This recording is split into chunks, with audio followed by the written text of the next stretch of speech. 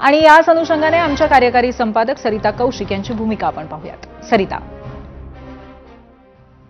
धन्यवाद पूर्वी.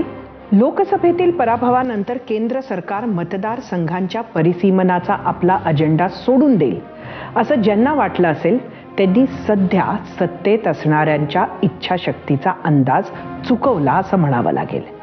ज्या दिवशी परिसीमनाच्या बिलाची चर्चा लोकसभेत होत होती त्याच वेळी विरोधकांच्या मागणीतील काही बदल ताबडतोब बिलात आणण्याची तयारी अमित शहांनी दर्शवली होती.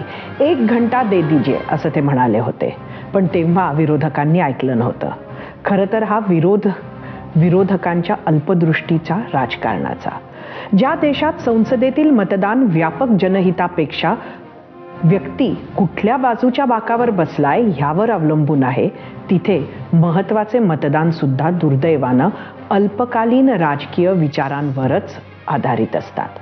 कारण वस्तुस्थिती अशी आहे की देशाची लोकसंख्या 1971 नंतर जी वाढली आहे त्यानुसार लोकप्रतिनिधित्व वाढलेलं नाही.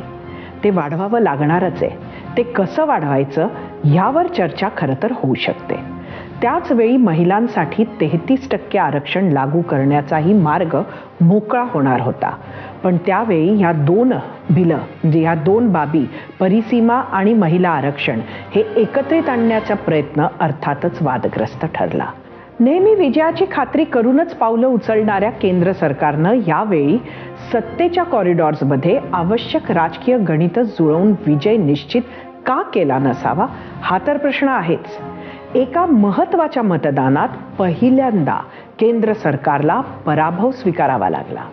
तत्पश्चात विरोधक हे महिला आरक्षण विरोधी असल्याचं चित्र उभं करण्याचा प्रयत्न सरकारनं केला. पण तो कितपत यशस्वी झाला हा सुद्धा प्रश्न आहेच. पण ज्या विजयाच्या इच्छाशक्तीबद्दल मी आधी बोलले ती लक्षात घेता हे विधेयक पुन्हा एकदा मतदानासाठी येणार हे जवळपास निश्चित मानायला हवं. आणि यावेळी त्यासाठीची आवश्यक राजकीय पूर्वतयारी करताना सरकार दिसते. मग तृणमूल काँग्रेसची फूट असो किंवा उद्धव ठाकरे गटाचे विभाजन असो, पण इथेच ही मंडळी थांबत नाहीयेत किंवा त्यांना एवढ्यावरच थांबता येणार नाहीये हे पण स्पष्ट आहे. त्यामुळे इतर विरोधी पक्षांशी विशेषतः शरद पवार यांच्या राष्ट्रवादी काँग्रेस सारख्या काही पक्षांशी पडद्यामागे चर्चा सुरू असल्याचे संकेत मिळत आहेत. चर्चेदरम्यान त्यांच्या खासदारांनी सुचवलेल्या बदलांचा समावेश करून हे विधेयक पुन्हा आणले जाऊ शकते, ज्यामुळे त्यांना भूमिका बदलण्यासाठी राजकीयदृष्ट्या सन्मानजनक आधार मिळू शकतो. पण जर हे झालं तर सर्वात महत्त्वाचा भाग म्हणजे या प्रक्रियेमुळे मतदारसंघ तर बदलणार, पण त्याचा परिणाम भारताच्या राजकीय नकाशावर काय होणार याचं जास्त कुतूहल आहे. पूर्वी.